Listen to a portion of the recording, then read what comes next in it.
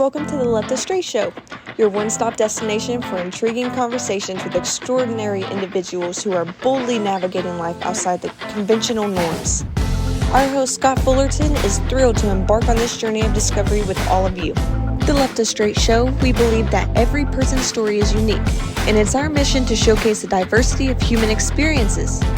We bring you the untold stories of fascinating people who identify as LGBT+ and allies, pushing boundaries, breaking stereotypes, and making a positive impact in our communities. On this show, we bring you a diverse lineup of inspiring guests, from activists to artists, and entrepreneurs to entertainers, and everything in between. We dive deep into their personal journeys, discovering the pivotal moment that has shaped their lives and careers. You can expect thought-provoking discussions on a wide range of topics, from LGBTQ rights, social justice to arts, culture, mental health, and more.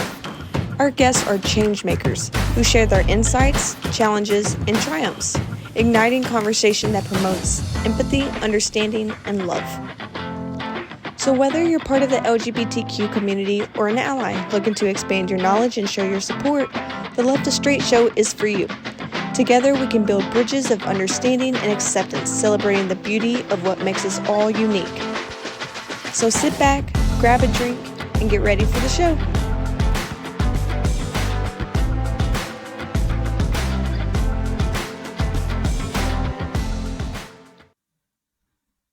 Well, hey friends, welcome back to the Left of Str8 Show.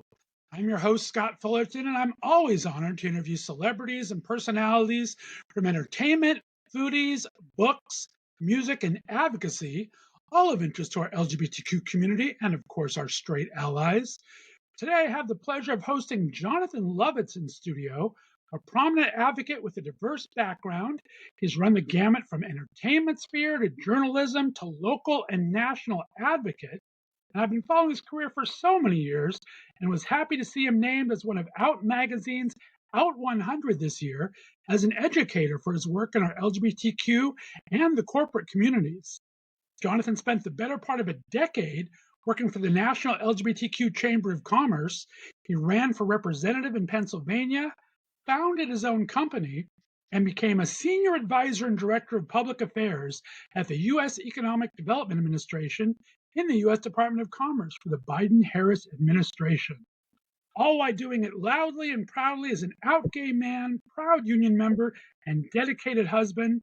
He's left an indelible mark on LGBTQ activism. Jonathan's journey is a testament to the intersection of queer pride, advocacy, and political impact. I'm again honored to have him on the Left of Str8 Show for the very first time. Please welcome Mr. Jonathan Lovitz. Jonathan, how you doing, sir? Oh my gosh, I am so happy to be here with you, Scott. And as someone who tells stories for a living, I'm so grateful for people like you that amplify all of us and help all of us reach more people with our positive stories. So thanks for everything you do, and thanks for having me on. It's great to be here. Well, back at you. Thank you. We talked off air. I've been following you on social media forever. You were kind enough to follow me. You've done so much for the community. Plus, it's so fun to just watch you and your husband's exploits. You guys are travel gays as well as being advocates. You guys are all over the place. Goodness. Yeah, we're certainly trying. It's you've got to do what you got. Self-care for us, it manifests itself hopefully into more vacations that involve a lot of eating. There you go. I don't blame you one bit. Well, I always have first two questions I ask first timers on the show. And like I said, I can't believe it's been 8 years to get you on here. But for people that don't know you and follow you like I do, let them know a little bit about where you grew up and what kind of a kid were you? So I grew up, I was born in South Jersey in the Atlantic City area. I know most people have visited there. They don't think of it as a place to grow up, but it's where my family's business was for several generations, which is where sort of the entrepreneurial spirit began in my life. My grandfather's stores, and then over the years working in my dad's stores on the Atlantic City boardwalk in the summers. But really home for me was South Florida. I grew up in the Fort Lauderdale area, a great town called Coral Springs. It was the first place I dabbled in the arts as a performer, the first place I really got involved in any kind of political advocacy, seeing how city government worked in a few different ways. it was a really wonderful place. And frankly, Florida is the situation that it is right now. But at least for me, as a gay kid in the 90s, it was pretty incredible to have that kind of support and visibility. I spent so many years of my life in and around Wilton Manors and Fort Lauderdale Beach, and seeing rainbow flags and not knowing just what that would mean to my life, but seeing them exist and unquestioned, I think had a very profound unspoken impact on me. As certainly as I got older, I realized how lucky I was to have had that. But it was a really special place to be, and I am the product of terrific public schools and of great community services and programs, which is why I'm such an advocate for both. And I'm really lucky to have had a wonderful family upbringing where my folks let me be who I was and figure that out on my own journey. I love that. That's so cool. And we'll talk about advocacy later on, of course. But I mean, it's amazing how fast the pendulum switches from marriage equality back to where we're at today in Florida and so many places. But we'll go into that in a bit. I always like to ask everyone, we talk about kind of seeing all these, the visibility of the LGBTQ community down in Florida. Talk about your personal journey. When did you come out to yourself, and when did you maybe start finding your own LGBTQ tribe? So I think about this a lot, and how fortunate I am that the path I'm on now, was laid for me so early on because I had so many great role models that I didn't even realize were role models at the time. I did a lot of kid theater and a lot of, especially my high school days, a lot of school and regional theater and that sort of thing.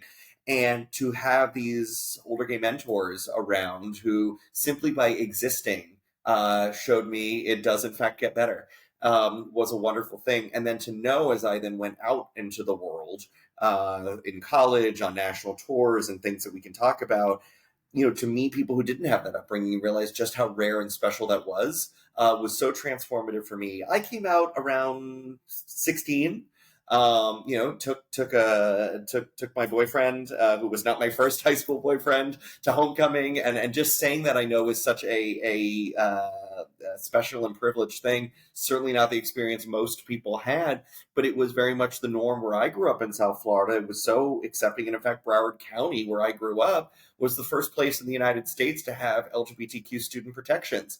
And I think in no small part to some of the trailblazers who were down in that area, who lived in Wilton Manors and were a part of sort of the Southern hospitality, as it was always referred to, of the gay community down there, being a welcoming place for those who didn't have it in the Northeast, who often migrated down there. So to me, it was a really special thing to have that. And I think sort of, it was hardly without difficulty. There was the bullying, there was all of the things that are expected with that, serious depression and thoughts of suicide, and the things that affect so many LGBTQ kids are things that I felt and experienced.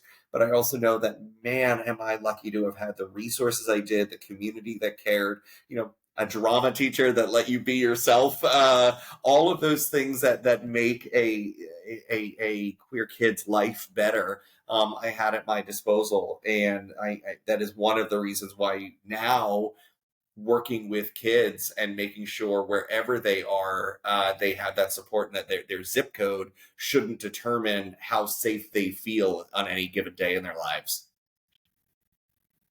That's great to hear. I mean, you only hear those stories few and far between. They're starting to be a little more commonplace, but like I said, it's nice when you can really have that background of support behind you. It makes all the difference in the world, right? It does. It really does. And then, people forget, we talk now, especially as you're an adult and you're in the working world, you hear so much about bringing your whole self to work and all of the benefits of letting yourself not be burdened by having to hide and code switch and all these things.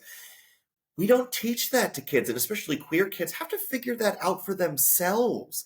And so being in an environment where I had so much support just by having, role models and opportunity models and visible signs around me was so special. And so I'm also grateful now that kids have resources that we never had. I mean, I remember being, I went to graduated high school in 2002, and the internet was really just becoming ubiquitous enough for everyone to be able to get on it. But even then, you didn't have the resources you have now. Whether it's the Trevor chat, whether it's just going on YouTube and seeing, any kind of walk of life represented, we didn't have that. So when I was growing up, you had Will and Grace or Queer as Folk that you had to watch, secretly, in case anyone came in the room. And you had, and who were your role models then? It was Jack or Uncle Arthur. And we didn't have the sort of ubiquitous array of and spectrum of role models that we have now. And I think that definitely informed why it was so important to me to never hide in high school and college and onward, because I needed that. I needed to see what I saw around me to know that that you will overcome anything that's thrown at you, because these guys did, and they had it so much harder than I did. Right. So true and well said. I mean, I'm a bear of a certain age where, Paulin was very much, and I still have questions about Dr. Bombay, but we'll leave that for another time. Well, Let's talk. I mean, we talk about being openly proud. You're married to the love of your life, husband Steve, married by Jim Obergefell, which love him. We kind of have a kind of a coexisting thing. My very first show back in 2015 was, my first guest was Kelly McCracken, who was part of that whole, a different part of it through Ohio, through her and her wife at the time, for their daughter. Yeah. And so it's kind of a great, the people that were behind that, I mean, thank you so much for all of that. And talk about this relationship with Jim. Among the many things that a life in public service, and particularly in all those years working in the LGBT community space, has done for me has put my heroes in my phone as friends. It is one of the most surreal and wonderful thing to know that, to get a birthday call every year from Judy Shepard, and know that, Matt's mom, who is every gay American's mom, calls you to check on you, and that Jim and Edie Windsor and Judith, her widow, and all, these incredibly, David Mixner, one of the great American heroes, was my neighbor in New York and also one of my dearest friends and mentors. So this work has brought such incredible people into my life. And so Jim, was someone I met through the world of of advocacy and being out there and crossing paths at galas and events and things. And he was in New York, and we met up for a drink and a connection, out of the world of any major event, and just to be people with each other. And we have been family ever since. And what an absolute honor and joy to have him marry us. If Ruth Bader Ginsburg isn't available, there's no one better than Jim Obergefell. But it meant so much to have the man who helped make this possible for so many of us be there, and have him be part of our family now. It just means the world. That is great. I don't have the caliber of Rolodex you have, but I feel the same way towards our LGBT heroes. I think one of my first interviews before I was ever doing podcasts back, I think in 2005, was Judy Shepard. She's an amazing person. When I was chairman of the Pride Center here in Northeast Ohio, I actually had Barney Frank come through. He was coming by to do a presentation for the local Democrat club. So I just called up his office and said, would you mind stopping by the Pride Center? He came by and was amazing. There's just so many heroes in our community, and you're one of them, my friend. So yeah, it's awesome. Thank you. I am perpetually floored by the company I'm allowed to keep, and grateful they haven't kicked me out of these rooms just yet. But they are amazing. And what you said about Barney Frank is so indicative of so many of these people. They're real people, and very few of the people who are at the forefront of advocacy set out to be that person. I myself am a total accidental advocacy story, and so is Jim, and so are so many others. And we tripped and fell into this work and wouldn't have it any other way. But we're just real folks, and we love what we do, and we love what we get to be a part of. And I think for a lot of us, there's the feeling of, well, if not me, then who? So why not? Why can't I be this voice? So it is wonderful that, you just reached out to Barney Frank's people and he showed up. And I think that's the way most people should do it. They shouldn't be afraid to reach out to people that mean something to them. They want to hear from you. They want to know that they've touched your life and they want to be involved in what you're doing. It's how the work continues to spin forward. So reach out to the Barney Franks in your world. They will be there for you. Definitely. We're going to talk about that more because I think that's so important. They're so accessible nowadays through emails and through, especially people of Congress starting to have their offices' websites and phone numbers available to everyone. So it's really easy to do. Let's take a small little left turn though, because we got to talk about storytelling. Okay. And I think you learned that on touring with Joseph and the Amazing Technicolor Dreamcoat. And let's talk about this little acting career, my friend. You teased about it earlier in your upbringing. What was the draw to the entertainment industry? And then you went on to be a great journalist as well. I have always loved the arts, particularly musicals. I'm so lucky, again, to grow up in a family where we went to the theater often, and especially in our summers in New Jersey, would go into New York every year to see Broadway shows, and we saw them at the touring houses out down by us in Florida and around the country. The arts were always a part of our life, and for me, it was I think like a lot of teenagers, particularly in high school, it was a great escape. There's no better way to play make believe, and how wonderful when a couple hundred people want to applaud at you and make you feel good about it. So it really was something so meaningful, and I was so fortunate. I went to the University of Florida, go Gators, and studied musical theater and political science. I thought right out of school I would go I'd hang up my tap shoes. I had a wonderful run doing it semi-professionally, and worked all through college in the theater, and thought, I did it, I'm good. Now let's go be an adult and do real world things. And I thought I'd go right to DC and begin a political and advocacy career. But right before graduation, found out I had booked a national tour, Joseph and the Amazing Technicolor Dreamcoat. I got to do one of my favorite things that ever happened, which was tell only one sister and my dean, because I knew I'd be getting an award and up on stage, and they'd be doing, before I got to give some remarks and they do a little intro about me. My dean said, Jonathan wants me to extend a special apology to his family that he won't be seeing them for the next year because he just booked the national tour. And it was, a total shock. I could hear my mother shriek in the audience of graduation. And far be it from me to turn, a collective moment into something that was about me, but it happened. And so we had, I had this incredible time on tour, both with that, and then immediately went to the Jesus Christ Superstar big anniversary national tour, did a bunch of other regional shows, some great off-Broadway work all over New York, and all over the country, even toured the world a bit with a few shows. It was the most incredible thing. And it couldn't have happened at a more wonderful time in my life. I'm so grateful that all of that happened, that I saw so much of the country and of the world in my early 20s. One, when I was bright-eyed, bushy-tailed, and had the knees to do it, but also was spongy for the ways of the world. I'm really, really grateful that all of that happened in the early 2000s, because while we had phones, they weren't all smartphones. Most of us were traveling with Nokia bricks or, Blackberries. And so you weren't really as in touch with the world in real time on social media as we are now. And so I had to do the old fashioned thing of, looking around, meeting people the old fashioned way. You went out to places to talk to people. I experienced America, I experienced particularly gay America, by living it in real time and taking pictures on digital cameras.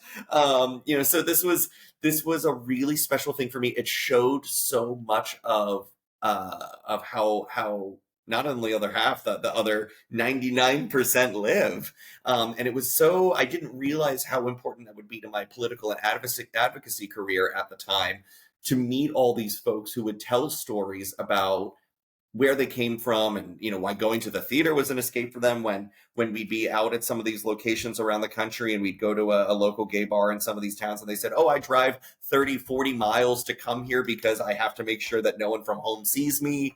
These are stories that a lot of us take for granted when you rehearse a show in New York and you open in LA, and you sort of do the safety circuit, that the rest of the country doesn't have it that way. And so I'm so grateful and constantly reminded of the power of the arts to move and inspire people. And to this day, I say that every kid should be allowed to study the arts, because whether or not they do it as a profession, or just have it as something that they experience in their lives, the arts make better humans, period.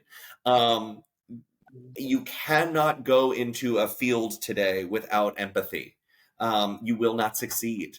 So learning how, for me, I am a better advocate, a better mover of people, because I learned long ago how to use my voice, literally, how to capture your attention for 2 hours. And whether it was, making you come with me on the journey of Hello Dolly, or come with me to say hello to your member of Congress, I know how to capture you and take you with me. And you only succeed in advocacy with real stories that move people. Data and white papers and all of those things are lovely to underscore your point, but no one is moved to action without a story.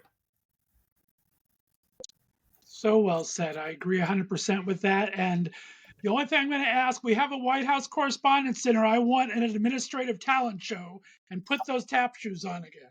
I'll tell you, the talent is there. I have friends and colleagues throughout the administration, on the Hill, in the Foreign Service, that all of whom are such great, talented people with unbelievable voices and dance talents and instrument talents. We would have such an amazing Biden's Got Talent. It would be a great event. I love that. That is amazing. Let's go into some of your work. I really want to talk. I mean, you've done so many great things. 10 years with the National LGBT Chamber of Commerce. I'm a proud member of Plexus, the regional Cleveland Chamber of Commerce here. They do so many great things. I mean, you were able to pass more than 25 bipartisan bills at both state, local level. Talk about the importance of it. People think it's just a business club, and they don't understand what the businesses do, right? It's more than just selling trinkets. There's the advocacy behind the workplace laws and what they can do in that state. Talk about the importance of that. I mean, we are a powerful community in every which way. Our voices are strong, our stories are strong, and frankly, our dollars are strong. As I think it might even be a misnomer that people hear the organization think, oh, Chamber of Commerce, like you said, it's a business club. It is a force for change through, for human rights, for equity, for access through the economy. And if you don't think that matters, remember, red or blue, everybody sees green. There is no more unifying factor in American life, and particularly in policy making, than figuring out who can benefit economically. And the LGBT community, was always thought of as a sort of buying power force. There's a reason all of our favorite brands went rainbow in June, but there are 11 other months when we are just as out, just as proud, and have just as much of that $917 billion in consumer power at our disposal. And we can use it to shape markets. We can, punish and boycott companies who don't have our best interests. We can reward the companies who do. And most importantly, we can spend them on our own community and our allies. Not all chicken nuggets taste the same. Some taste like they hate you. So why would you give those companies your money when you could probably get delicious tasting chicken nuggets from a company that's either LGBT owned, woman owned, Black owned, or at least supportive of all of our causes, because so much of what they do now is transparent. So we were encouraging people to think with their dollars, be champions for change with their dollars, and seek that place at the table that communities of color, that women, that veterans, and so many other diverse communities seized and used to make inroads for wealth and power in their communities, that help them push back against infringements in voting rights and civil rights and housing rights and all these other things by saying, you don't get to, buy from us and put us to work and, demand we be parts of your supply chains and economies and not treat us like equals. LGBT businesses, as we found, one of the most incredible things I ever got to work on was helping quantify the numbers. Before we released the America's LGBT Economy Report, no one knew just how much power we had in the economy. And it's $1.7 trillion in GDP power. And that's based on the numbers we know. So the more we can get LGBT people to come out, be proud, certify their businesses, tell us their stories, we're changing hearts and minds and perceptions that it's not just mom and pop shops, even though they are terrific small businesses that power local communities. They are people that make the widgets that make nuclear submarines go and everything in between. And so, America runs on minority-owned businesses, not Dunkin'. So LGBT people are a powerful part of that. And for me, as the person who was given the incredible task and privilege of speaking for them as a national spokesperson, but also as the person who shaped policy, those LGBT economic wins all over the country, we did that in solidarity with other communities, because LGBT people are women, we are people of color, we are veterans, we are immigrants, we have disabilities. We are. There's no fight out there that isn't also an LGBTQ issue. So bringing those people together in solidarity is how we succeeded, and how we'll continue to hold on to those wins for generations to come, because we all have skin in each other's game. Well, thank you for sharing that, and so well said. It really is national. I mean, you were working people in Long Beach all the way to Pennsylvania. I mean, all over the place. I mean, you guys really do kind of move everything over. I was lucky enough. Well, One of my good friends, David. I think that's one of the most important things is, that this work is not limited to LA and San Francisco and New York and DC and Atlanta, and Palm Springs. We are everywhere. Just this month, I was so pleased to hear from dear friends of mine in Des Moines. They opened the Des Moines LGBT Chamber. There's folks opening. You've got yours in Cleveland. There's one that's opening in Birmingham, Alabama. I mean, we are everywhere. And it's important we get recognized as such, because, we talk a lot about equality and equity as these buzzwords now. But you know what that means? Equality is a piece of paper. Equality can be ripped up. Equality is, that law that's passed that says everyone is equal under the law. Equality under the Bostock decision by the Supreme Court says none of us can be fired from big companies because we're LGBTQ. But equity means making that universal to all people everywhere. If you or I get fired as cisgendered white guys in big cities, we've got resources. We've got pro bono law firms who will represent us. We've got ACLU and Lambda Legal and all of these great people. Who does the first generation immigrant trans Latina in Mississippi have to fight for her when she gets fired from her local grocery job? No one but us. So the more we can build that back power and help, make sure all 50 states are in fact equitable, that's when we succeed. There's that fire I fell in awe of, my friend. I love that. Thank you so much. Well, we got to talk about this decision to run for a representative back in 2021. You were such a go-getter and out there. I don't know how, I mean, we see how screwed up realistically Congress is these days. I would think you would get bored to hell. And you prove that everything happens at the macro level, at local and state level. What made this decision to run for it? Are you kind of happy you didn't make it? Do you think you'll do it again? Talk about the reasoning behind this. You mentioned the Out 100 article, the list this year, and one of the things that tremendous honor did was it forced me to sit and take stock for a minute. I'm about to turn 40, and I have covered a lot of ground in that time, but I'm just getting started. And so one of the things I thought about was, as my husband always says, you've lived 10 lives and 10 careers by 30, let alone 40. And in thinking about, that article, one of the things I said to the interviewer was, I have believed and have learned and lived and seen proven true that no one will fight harder for what you believe in than you, and no one will fight harder for you than you. So if you've got the conviction to do something, go do it. If you wait for a hero to show up, you'll be disappointed. So go do it yourself. When and for me, I was in Philadelphia. We moved there for my husband's job. I was so proud of him getting to go back to his hometown and be a star on the network he grew up watching and interning at. He got to come back and be one of their leads, and it was so incredible. And for me, I thought, well, what do I do while I'm here?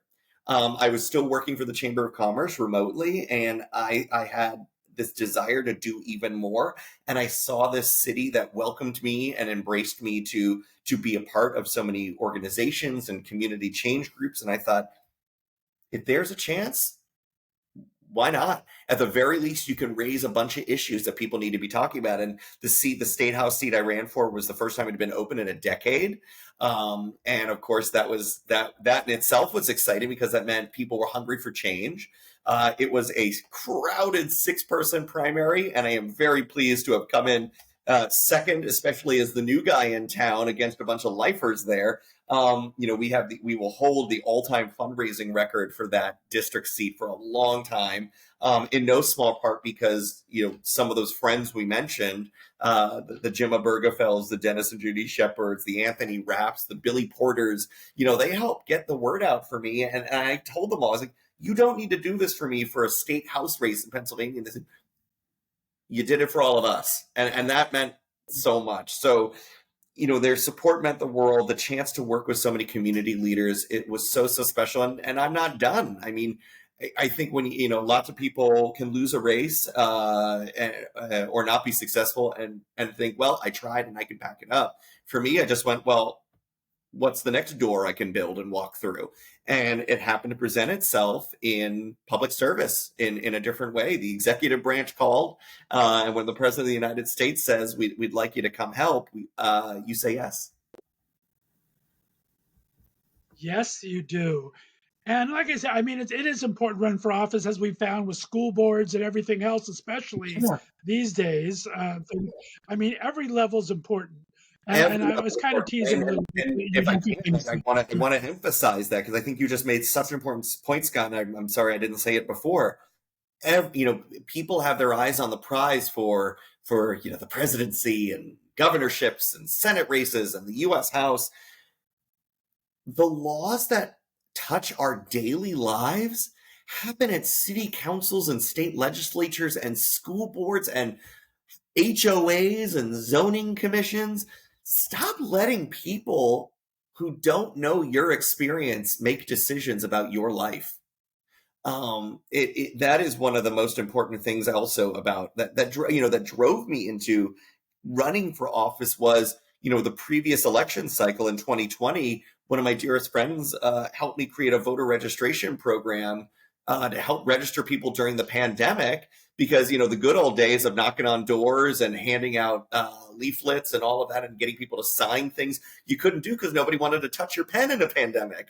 So, we started a whole program with QR codes and got people to sign up. If you've got time to read the menu to get the cocktail hour, the happy hour menu on your QR code, you can use the same technology to get registered to vote. And we got hundreds of people registered in the Philly region and then made that accessible to people to duplicate all over the country. And that just showed me, well, if we didn't do this, who else was gonna? So right. That I want to remind anyone listening that's thinking about whether or not they have a chance to make a difference. Difference is made at scale. How many elections out there were down to hundreds, if not tens of votes, and you galvanizing your community, your school board, your kids' baseball team, whatever it is can make that difference. And again, it doesn't have to be for the big stuff. It could be for that little local referendum or the zoning change that would allow, a community center to be built where you are, whatever it might be. Your voice matters. And why would you give up that gift of your voice and your say in the matter to someone else, especially if they have not lived in your shoes? Well said. And conversely, attend them. If you don't want to run, attend them and let your voice be heard that way, right? I mean, everyone has their 3 minutes. They can address these councils like that. And I think what you said about the voter registration and technology is so important. I use my house every year to do phone banks for the local candidates and state candidates. And those things are so out of date. It's really important that we use this technology and keep things moving, because you have younger kids getting involved every year, and it's just so important to try every means necessary to get people active again. So well said. Absolutely right. Absolutely right. And we've all got skin in the game. I mean, there's no issue that doesn't touch someone we love. And, frankly, all of those years working in advocacy, particularly for LGBT and minority causes, and then getting into much bigger issues, whether it's just an advocate or running for office, and now in service on healthcare and gun violence and voting rights and all of that, the most important takeaway, and the thing that I have now stressed and added in every speech I give, is the most important lesson I can take away from this first decade in service is it doesn't have to happen to you for you to give a damn. You don't need to be affected by the issue for you to know that you matter in fighting for or against it. I don't need a uterus to know that if you have one, you're the only one that gets to make a decision about it.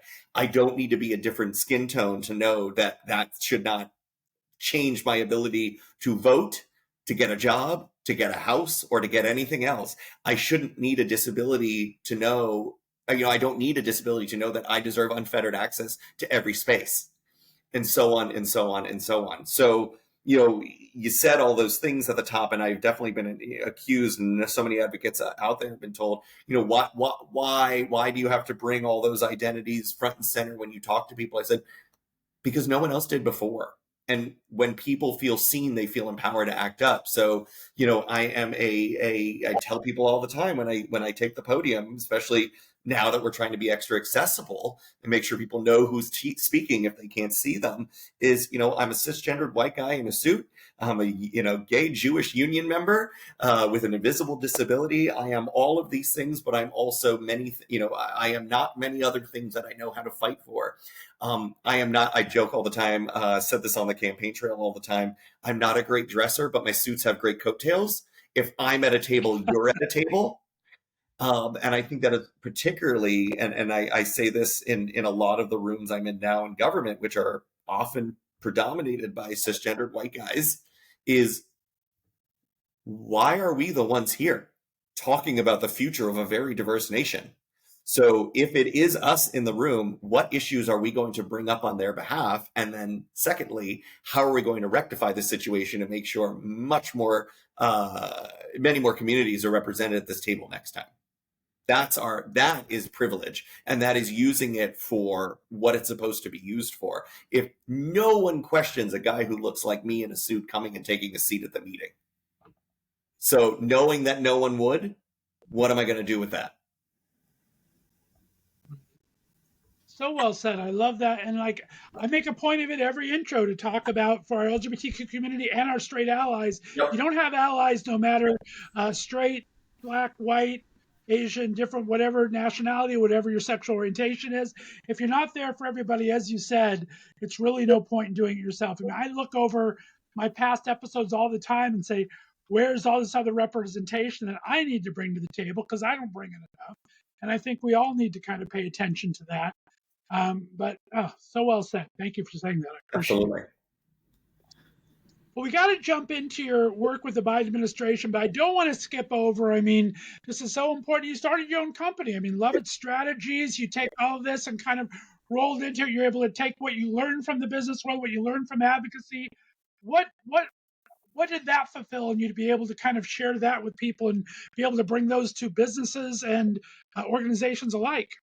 I'm the son and the grandson of small business owners. I worked with, America's 1.4 million LGBTQ entrepreneurs at the Chamber of Commerce, and, the millions more in our allied diverse communities out there over the years. And entrepreneurs power America. They are what has made every great innovation happen. And so I amassed a bunch of skills and contacts and best practices, and I thought I can do a lot with this.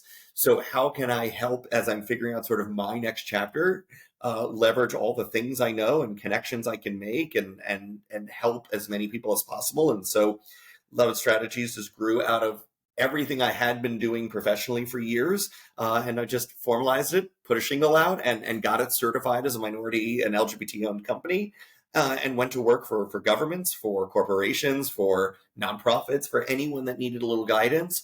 Sometimes it was as a motivational or keynote speaker. Sometimes it was doing multi-week, multi-month, restructuring and strategy programs, and sometimes it was a whole lot of everything all at once.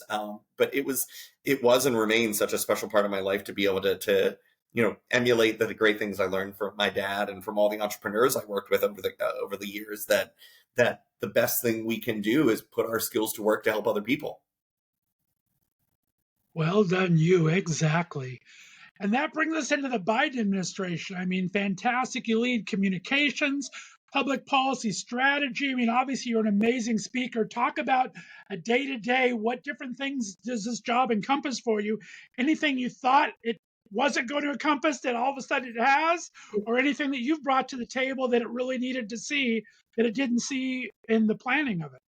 I mean, as a lifelong fan of the West Wing, to get to play, I joke with friends all the time that I get to do West Wing cosplay for a life now. I mean, it is. I do not let a day go by where I don't look at the gold trim on the building, or in our entryway, or the symbol of the federal government on the carpets, or any of the seals around me, and think, I can't believe this is real and that I'm a part of this. And even on the toughest days, I think what an unbelievable joy and privilege this is to be a part of this. And to be asked by this administration, which is the most diverse, the most inclusive, not just for LGBT people, but the most just representative of America that I've ever seen, is so incredible. I'm working with the most passionate, creative, caring people, like the president, like the vice president. We lead with empathy in everything we do.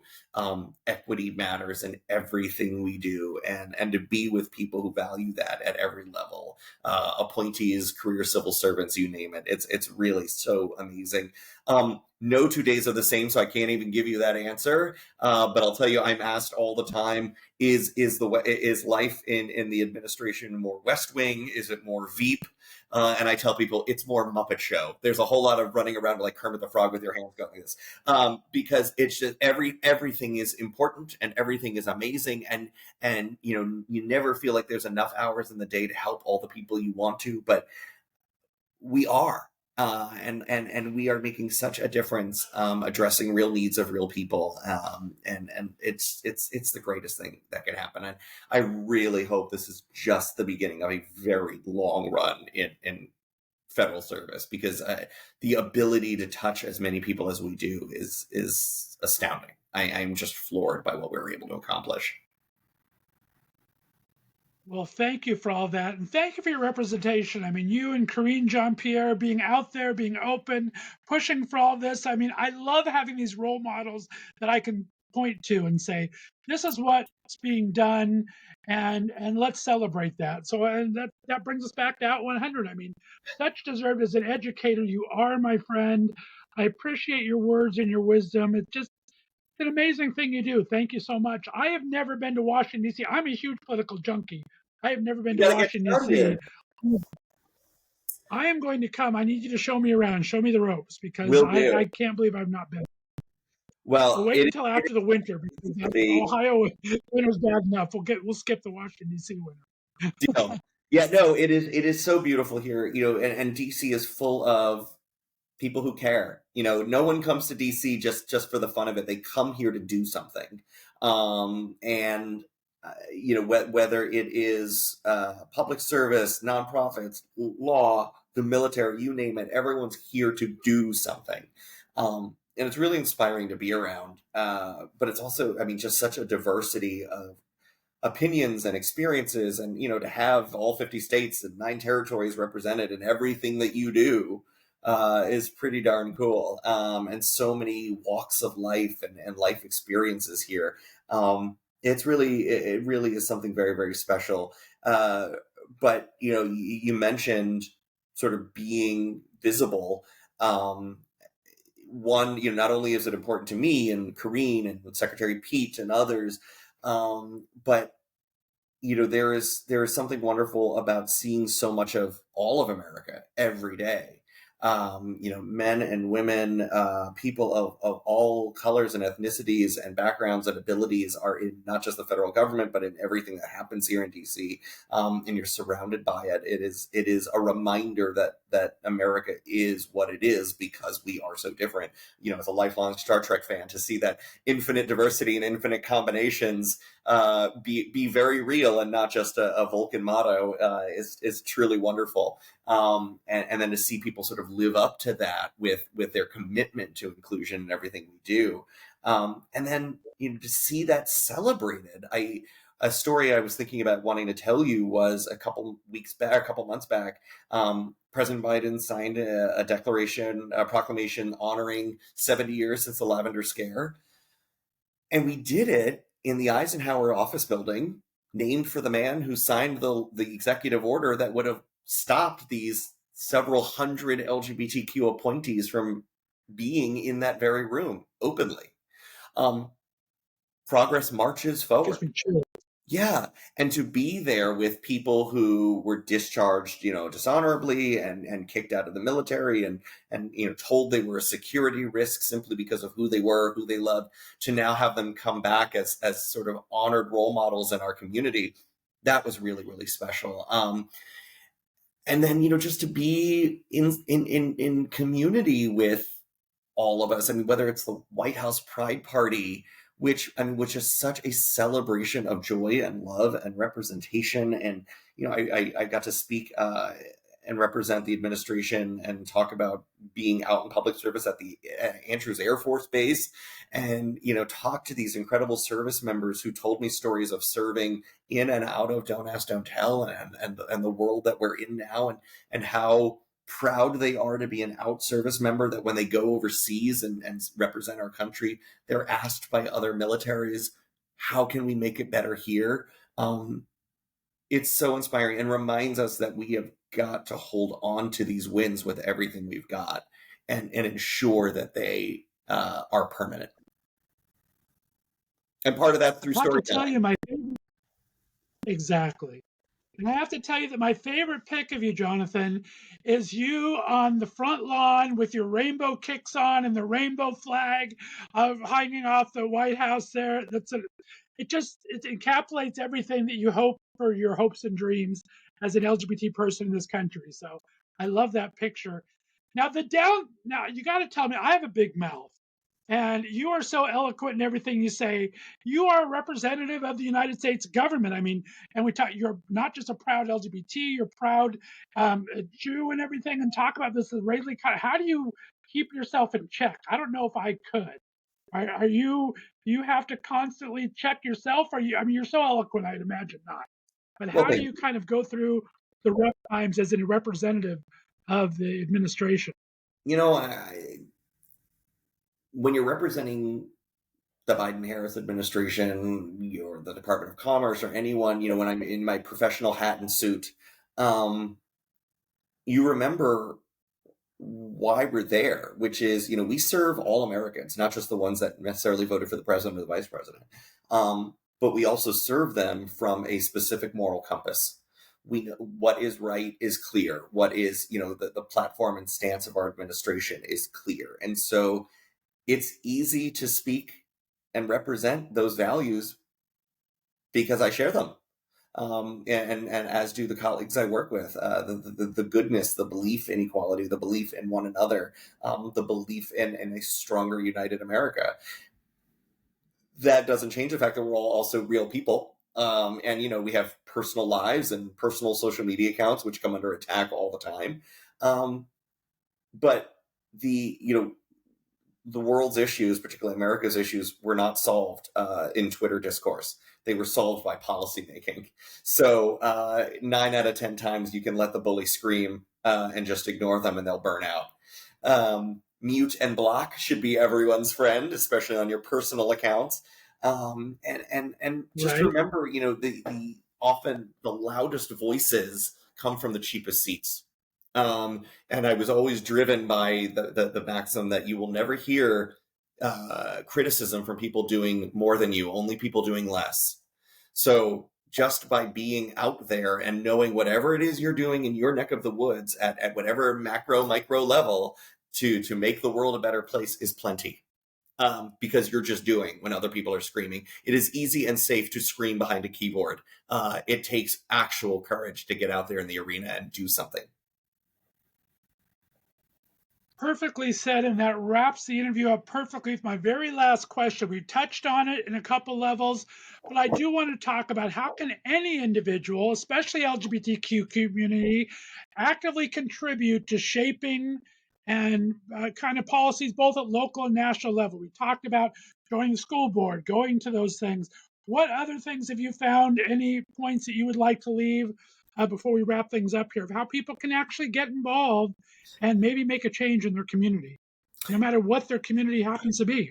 It has never been easier to leverage the power of technology and information out there to find a place to put your passion. And whether it is phone banking from your living room table, to marching in the streets, to running for office, to getting named to the school board, or anything in between. The one thing we can't do is sit out the fights.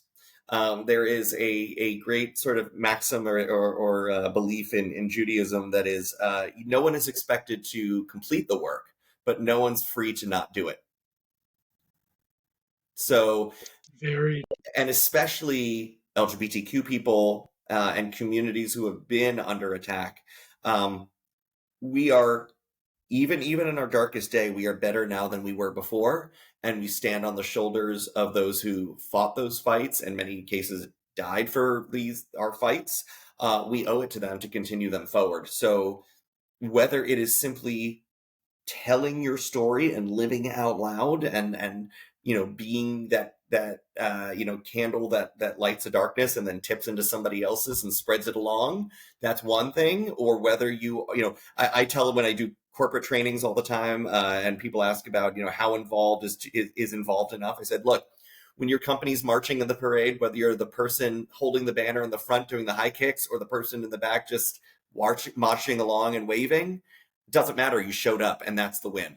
So show up, be in service to yourself, to your community, be an ally to those who need you. As I was saying before, look left and look right when you're in a room and think who's not here and who you can be a voice for. And particularly those of us with the privilege and power to have microphones and cameras in front of us, whose name can we say in those rooms so that they get the spotlight they need so that they can become the next voice that's called out. So all I can say is be involved, whatever that means to you. But as I said earlier, no one will fight harder for the change you want to see than you will. So get involved. There you go. Jonathan Lovitz, it's been worth every day of these 8 years to come to this moment and have your words, your wisdom, and that killer smile, my friend. Thank you so much for your time. I appreciate you. Thank you, Scott. Thanks for all you do to tell all of our stories. Keep up the great work, and we'll see you in DC. You got it, my friend. Let everyone know, finish off, is there any place, any website they might want to go to either follow you or follow a particular cause in Washington? And if they want to follow you as well, if you have a personal, social media you'd like to my social medias across the board are at JD Lovitz. Stay in touch with me, email me, text me, DM me, carrier pigeon me. I get asked a lot this question about, where do I get involved? How do I love pointing people to resources. Let me know what I can do to help. And I'm happy to help amplify what I can for everyone out there. This is what we do for each other, especially as our community. This is what sustains us, is this commitment to one another. So reach out to me, JD Lovitz. I can't wait to hear from you. You got it, my friend. We will do it. Stay on the line for me, guys. Check out the latest issue of Out Magazine. Besides Jonathan, there's 99 plus other great profiles of amazing LGBTQ artists, educators, innovators, disruptors that have made a difference in our community. And you can do it as well. You have the power, my friends. I appreciate you coming along on our journey. We're going to have a special 5 questions with Jonathan next week. Be sure to look for that. And as always, thanks for listening to Left of Str8 Show. Have a great day. Thanks for listening to the Left of Str8 Show. Be sure to subscribe on your favorite podcast distributor, and please give us a 5-star rating so more listeners can find us. You can follow us on social media, and be sure to check out our website, www.leftofstraightradio.com, for contests and other news and information. See you next week.